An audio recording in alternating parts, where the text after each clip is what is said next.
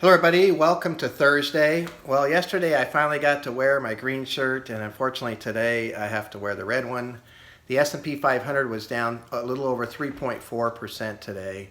Actually, these types of days I think could be quite instructional. There's a lot of things we can find out about the market.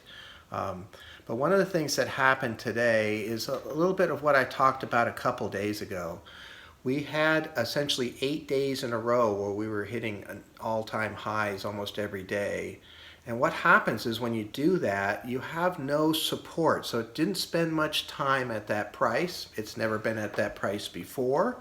And so oftentimes you'll get this pullback down to the support level to kind of fill in those prices, and sometimes you'll see churning. And that's exactly what happened today. It fell right down to the support level that was established prior to that 8 days, and it held. And matter of fact, at the very end of the day, it actually rallied up a little bit, so hopefully that means something for tomorrow.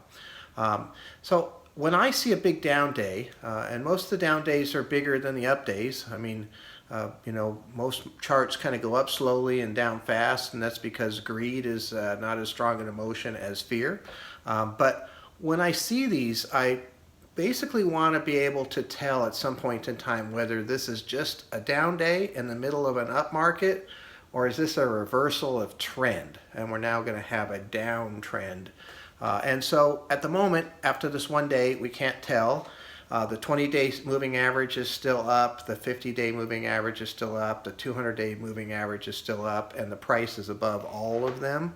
That is still an up market. Matter of fact, that's a very strong up market. And as those things start to break down, I'll talk about those and what we might want to do if we don't get a bounce from here. But I'm pretty optimistic that there isn't any place else for the money to go. We talked about that several times too, with interest rates being so low. I do think it'll eventually come back in here. I'm not surprised to see this pullback. I was talking about this possibility just because, again, we took back 8 days of run and we're back down. And so I think there's probably going to be some buying opportunities that come up here, and there'll be some people that use this as a chance to get in. So we'll see. Tomorrow should be really interesting to see what happens. And see if we get some bounce back or if it continues down or whatnot. So I look forward to talking to you tomorrow. Thank you.